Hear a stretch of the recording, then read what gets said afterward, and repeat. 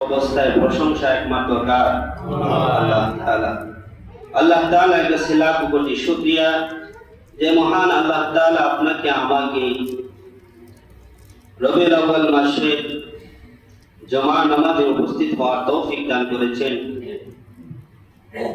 সেই প্রতিপালকের দরবারে আমাদের দিল থেকে অন্তর থেকে মহব্বতে শহীদ আল্লাহ তাআলার শুকরিয়া আদায় করি। সকলে বলি আলহামদুলিল্লাহ। এই দুনিয়াতে মানুষ যাই করুক না কেন, আল্লাহ এবং আল্লাহ রসুলের মহব্বত ব্যতীত এই দুনিয়ার মানুষ কোনো কল্যাণ, কোনো সফলতা অর্জন করতে পারবে না। যদি সফলতা চান, দুনিয়া ও কল্যাণ এবং আখিরাতের কল্যাণ,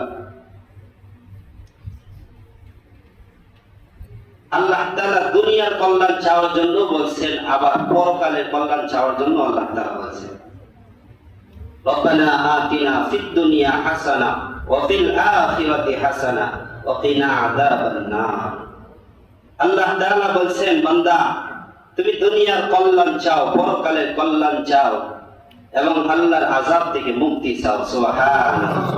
না, জাহান্নামের আগুন থেকে কি করো? মুক্তি চাও। তার মানে আল্লাহ শুধু আখিরাতের কল্যাণ চাইতে বলে নাই, আল্লাহ দুনিয়ার কল্যাণটাও চাইছে। কারণ দুনিয়াতে যদি মানুষের অর্থ সম্পদ এত কম পরিমাণ হয় যে আরেকজনের কাছে কি করতে হয়? চাইতে হয়, বা আরেকজনকে ছুরি দিয়ে ঠেক দিয়ে টাকা নিতে হয়, তো ওইটা কেন হয়েছে? যে দুনিয়াতে তার কল্যাণ হলো না, অকল্যাণ হলো। সেই কারণে সে কি করলো? টাকার অভাবে হয়তো বা বাধ্য হয়ে সে কি করলো? আরেকজনের পেটের উপরে ছুরির আঘাত করলো। কথাটা কি না?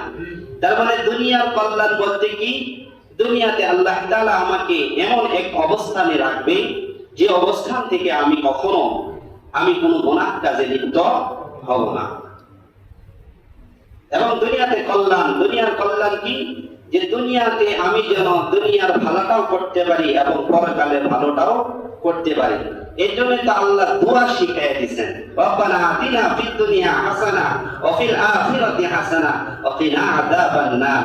যদি দুনিয়ার কল্যাণ না চাইতে হইতো তাহলে তো আল্লাহ দোয়া শিখিয়ে দিতেন না। কথা ঠিক না? আল্লাহ বলেন দুনিয়ার কল্যাণ চাও, পরকালের কল্যাণ চাও। তো প্রত্যেকটা মানুষের কল্যাণ কখন আসবে? যখন সে আল্লাহ এবং আল্লাহ রাসূলকে সর্বোচ্চ মুহাব্বত করবে, সর্বোচ্চ ভালোবাসবে, একবারে সর্বোচ্চ স্থানে আল্লাহ এবং আল্লাহ রাসূলকে রাখবে, তখনই একজন ব্যক্তির কল্যাণ আসবে। এছাড়া এ ব্যতীত অন্য কোনো পন্থায় কল্যাণ আসবে না। তো একটা ছোট্ট উদাহরণ দিয়ে আলোচ্য বিষয়ে ঢুকবো ইনশাআল্লাহ। আপনারা এখানে যারা আছেন, অনেকের সন্তান আছে না? আছে না? মেয়ে আছে, হয়তো ছেলে আছে, কারো মেয়েও আছে, ছেলেও আছে। দুটোটাই আল্লাহ তাআলার নিয়ামত। কথাটা কি না? তো একটা পুরুষের জন্য আমি মনে করি মেয়েটা সব থেকে বেশি কল্যাণময় এবং বেশি মহব্বতের। কারণ মেয়েরা বাবার জন্য অনেক টান থাকে। আমারও মেয়ে আছে। তো মেয়ে পাওয়া মানে সৌভাগ্যের বিষয়। হাদিস শরীফে আল্লাহ রাসূল বলেছেন, যার একটা কন্যা সন্তান আছে, সে একটা কন্যা সন্তানকে দ্বীনের শিক্ষায় শিক্ষিত করে দ্বীনদার একজন আল্লাহ তাআলার পেয়ারা বান্দার কাছে বিবাহ বন্ধনে আবদ্ধ করলো, সে একটা জান্নাতের মালিক হবে। সুবহানাল্লাহ। তার মানে মেয়েটা কল্যাণের। তো কারো সন্তান মেয়েও আছে, ছেলেও আছে। তো এই সন্তানকে যদি কেউ ভালোবেসে, ধরেন আপনার সন্তানটা নিয়ে আপনি ঘর থেকে বের হয়েছে, বের হওয়ার পর আপনার এক বন্ধু আপনার মেয়েটাকে কোলে নিল, নিয়ে মুখে চুম্বন দিল, মাথাটা হাতায়ে দিল, মাথার উপরে হাত বুলাইয়ে দিল, আদর করে দিল। আপনি বাবা হিসাবে কিন্তু আপনার কাছে ভালো লাগতেছে যে আমার বন্ধু আমার মেয়েটাকে কি করতেছে? আদর করতেছে। যদি দোকান থেকে একটা চকলেট কিনে দেয় বা একটা বিস্কিট কিনে দেয়, চিপস কিনে দেয়, তখন আরো বেশি খুশি হয়। ঠিক কি না? তো আল্লাহ বলে, ও দুনিয়ার মানুষ, আমার মহব্বত, আমার ভালোবাসা তোমরা পাবা আমার নবীকে যখন মহব্বত করে নবীকে অনুসরণ করবা, নবীর প্রতি ভালোবাসা দেখাইবা, পীড়িত দেখাইবা, তখন আমি আল্লাহ তাআলা ওই দুনিয়ার মানুষ যেভাবে তার সন্তানকে আদর করলে তার বাবা খুশি হয়, মা খুশি হয়, আমার নবীকে ভালোবাসলে মহব্বত করলে আমিও ঠিক সেভাবে খুশি হই। সুবহানাল্লাহ। ছোট্ট উদাহরণ, কি বুঝলেন? আমার নিজেরও তো সন্তানটাকে একজন আদর করে একটা দিলে পরে মনে মনে করি না আমার বন্ধুরা কত ভালো, আমার সন্তানটাকে আদর করলো, মহব্বত করলো। তো নবীর মহব্বত, নবীর ভালোবাসা, এই মহব্বত আর ভালোবাসার মাধ্যমে আল্লাহকে খুশি করা সম্ভব। সেটাও আল্লাহ তাআলা কোরআনে বলছেন, قُلْ إِن كُنتُمْ تُحِبُّونَ اللَّهَ, ও দুনিয়ার গোলামেরা শোনো, তোমরা কি আমার ভালোবাসা চাও, আমার মহব্বত চাও, ফাত্তাবিউনি ইউহিব্বুকুমুল্লাহ, আমার রাসূলকে ভালোবাসো, মহব্বত করো। এই ভালোবাসা মহব্বতের মাধ্যমে আমি আল্লাহর ভালোবাসা পাইবা। সুবহানাল্লাহ। তো আল্লাহর ভালোবাসা পাওয়ার রাস্তাটা কি? রাস্তাটা হচ্ছে নবীকে ভালোবাসলে আল্লাহর ভালোবাসা পাবো। আমাদের এই দুনিয়াতে নবীর পরে যত উম্মত এই দুনিয়াতে আসবে, যারাই নবীকে ভালোবেসেছে তারা দামি হয়ে গেছে, আল্লাহ তাআলা তাদেরকে দামি বানায় দিয়েছেন। এবং মৃত্যুর পর এবং দুনিয়া ধ্বংস হওয়ার আগ পর্যন্ত তাদের নাম নিশানা আল্লাহ তাআলা এই দুনিয়াতে মানুষের কানে কানে পৌঁছায় দিবে যে এই দুনিয়াতে এমন একজন লোক ছিল যে আমার নবীকে ভালোবাসতো, মহব্বত করতো। সুবহানাল্লাহ। ওই ব্যক্তিটা আপনিও হতে পারেন, আমিও হতে পারি। কিভাবে? যেমন আমরা একটা শের পড়ি, একটা কবিতা পড়ি অনেক মজমাতে, বালাগাল উলা বিকামালিহি কাশাফাত দুজা বিজামালিহি হাসনাত জামিউ খুসালিহি সাল্লু আলাইহি ওয়া আলিহি। সুবহানাল্লাহ। তো এই কবিতাটা কোন সাহাবী গায় নাই, এই কবিতাটা কোন তাবিঈ গায় নাই, এই কবিতাটা যোগশ্রেষ্ঠ একজন কবি দার্শনিক সে তার কিতাবের ভিতরে সে কবিতাটা লিখছে। আপনি জানেন এই কবিতা কোথা থেকে আসছে? এই দুনিয়াতে আপনার মতো আমার মতো একজন সাধারণ ব্যক্তি কবিতা লেখার কারণে তামাম দুনিয়াতে এই কবিতার প্রচলন এবং দুনিয়া কিয়ামত পর্যন্ত এই কবিতা এই দুনিয়ার আকাশে বাতাসে উঠতে থাকবে, চড়তে থাকবে। দুনিয়ার এক প্রান্ত থেকে অন্য প্রান্ত পর্যন্ত উম্মতি মুহাম্মাদি এই কবিতা পড়তেই থাকবে। কারণ এটা এমন একটা কবিতা যার শানে, যার ইজ্জতে, যার মানে, যার জালালিয়াতের উপরে এই কবিতাটা লিখছেন। আল্লাহ তাআলা বলে, তোর এই কবিতা আমি এত গ্রহণ করলাম যে দুনিয়া শেষ হয়ে যাবে, তোর কবিতা শেষ হবে না। সুবহানাল্লাহ। সম্মানিত মুসলিম کرام, খুব মনোযোগ দিয়ে শুনবেন। নবীকে ভালোবাসার মাধ্যমে তামাম দুনিয়ার ভিতরে আপনি ইচ্ছা করলে, আমি ইচ্ছা করলে দামি হতে পারবো। তেমনি একজন কবি ছিলেন আল্লামা শেখ সাদী রহমাতুল্লাহি আলাইহি। আল্লামা শেখ সাদী রহমাতুল্লাহি আলাইহি, আল্লামা শেখ সাদী রহমাতুল্লাহি আলাইহি একজন কবি ছিলেন, একজন দার্শনিক ছিলেন। তিনার কাজ ছিল শুধু কবিতা লেখা, কবিতা লিখতেন, কবিতা লিখতেন। গাছের নিচে বসে বসে কবিতা লিখতেন, নদীর পাড়ে বসে বসে কবিতা লিখতেন, সর্বহালতে সর্ব অবস্থায় শুধু কবিতা লিখতেন। একদিন আল্লামা শেখ সাদী রহমাতুল্লাহি আলাইহি নিজের মনকে নিজে প্রশ্ন করে বলতেছে, ও শেখ সাদী, জীবনে তো অনেক কবিতা লেখলা, অনেক কবিতা লেখলা, এমন কি কোন কবিতা লিখেছো যেটা মিজানের পাল্লায় ওজন দেওয়া যাবে? সুবহানাল্লাহ। নিজের নিজে প্রশ্ন করে বলতেছে, ও শেখ সাদী, জীবনে তো অনেক কবিতা লেখলা, এমন কি একটা কবিতা লিখতে পারছো যেটা মিজানের পাল্লায় দিতে পারবা, যেটা নবীর শাফায়াতের ওসিলা হবে? এমন একটা কবিতা কি আজও পর্যন্ত লিখতে পারছো? পারো নাই।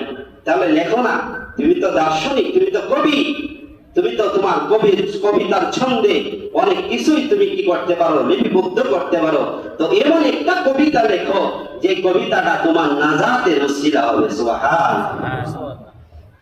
আল্লামা শেখ সাদী রাহমাতুল্লাহি আলাইহি নদীর পাড়ে বসে বসে এখন কবিতা লেখা শুরু করলেন। বালাগাল উলা বিকামালিহি, যিনি তার নিজ গুণের মাধ্যমে, মর্যাদার মাধ্যমে সর্বোচ্চ স্তরে পৌঁছেছেন, তিনি হলেন নবী মুহাম্মদুর রাসূলুল্লাহ সাল্লাল্লাহু আলাইহি ওয়াসাল্লাম। কাশাফাত তুজা বিজামালিহি হাসানাত জামিউ খুসালিহি। আবার কবিতার পরের লাইন, বালাগাল উলা বিকামালিহি কাশাফাত তুজা বিজামালিহি হাসানাত জামিউ খুসালিহি। এই তিন লাইন, তিনটা অর্থ, তিনটা বাক্য লেখলেন। এরপরে আর কবিতার ছন্দ মিলাইতে পারে না।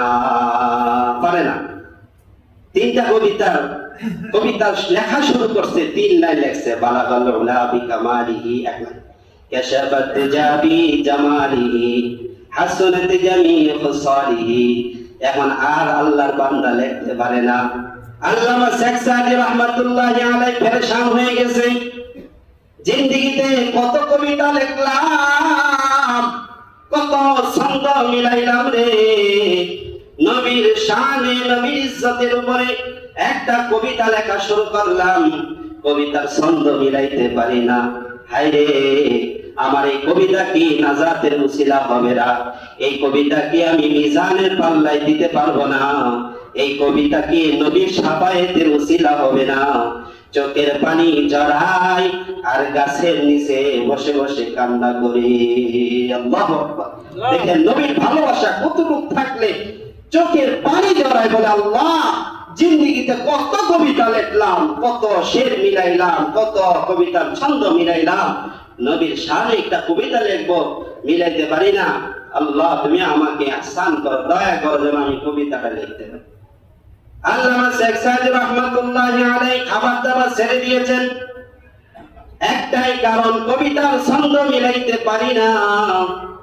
আমি আমার রাসূলের শানে কি একটা কবিতা লিখতে পারবো না, যে কবিতার মাধ্যমে নবীর শাফায়েত পাবো, মিজানের পাল্লায় রাখবো, এমন একটা কবিতা কি ছন্দ মিলাইতে পারবো না। না না না, আল্লাহর বান্দা তিন লাইন মিলানোর পর আর লাইন মিলাইতে পারে না। পেরেশান হয়ে আল্লাহর বান্দা বিছনায় ঘুমিয়ে গেছে। রাত্রেবেলা বিছনায় যখন ঘুমিয়ে গেছে, স্বপ্নের যুগে সরকার দু আলাম রাহমাতাল লিল আলামিন প্যারা নবী মুহাম্মদুর রাসূলুল্লাহ শেখ সাদীর মাথা শিওরে বসলেন। বসে মাথা হাতায় বলে, ও শেখ সাদী পেরেশানি কেন, চোখের পানি জড়াও কেন? শেখ সাদী ডাকতে বলে, আল্লাহর পয়গম্বর, জিন্দেগিতে কত কবিতা লিখলাম, কত ছন্দ মিলাইলাম, আপনার শানে, আপনার ইজ্জতে, আপনার সম্মানের উপরে একটা কবিতা লিখব, এখন আর কবিতার ছন্দ মিলাইতে পারি না। মনে অনেক কষ্ট, মনে করছিলাম আপনার সম্মানে একটা কবিতা লিখবো, এই কবিতাটা আমার নাজাতের উসিলা হবে, এই কবিতার উসিলা করে আমি আল্লাহকে বলবো, আল্লাহ আমি আমার জীবনে যত কবিতা লিখলাম, কিন্তু এই কবিতাটা লেখার মাধ্যমে আপনি আমাকে ছেড়ে দেন, মাফ করে দেন, এই কথা বলার সুযোগ দেওয়ার নাই, আমি কবিতার ছন্দ মিলাইতে পারি না। আপনারা আমার প্যারা হাবিব মুহাম্মদুর রাসূলুল্লাহ সাল্লাল্লাহু আলাইহি ওয়াসাল্লাম শেখ সাদী রাহমাতুল্লাহি আলাইহি বলেন, ও শেখ সাদী শেষের লাইনটা দেখো, সাল্লু আলাইহি ওয়া আলিহি। আল্লাহু আকবার। আল্লামা শেখ সাদী রাহমাতুল্লাহি আলাইহি লিখলেন তিন লাইন, শেষের লাইন মিলাইলেন কে? সরকার দু আলম রাহমাতাল লিল আলামিন। শেষের লাইন মিলাই দিলেন সাল্লু আলাইহি ওয়া আলিহি। লেখো, এই লাইনটা লেখো। এই কবিতা এমন গ্রহণযোগ্যতা পাইল, দুনিয়াতে যত হালতে, যত অবস্থায়, মসজিদে হোক, মিলাদে হোক, যেখানেই হোক, এই কবিতা ছাড়া কোনো মিলাদ হয় না, হয়নি? এটা বলা হয়। তার মানে নবীকে ভালোবেসে যদি কেউ মুহাব্বত করে, তার ভালোবাসা প্রকাশ যদি করে ইসলামী শরিয়া মোতাবেক, ইসলাম যেভাবে বলে এইভাবে যদি কেউ মুহাব্বত প্রকাশ করে, তাহলে মানুষের নেক কাজগুলো নবীর ভালোবাসার যে পদ্ধতি, এই পদ্ধতিটাও মানুষের হৃদায়তের কারণ হতে পারে, পারেনি?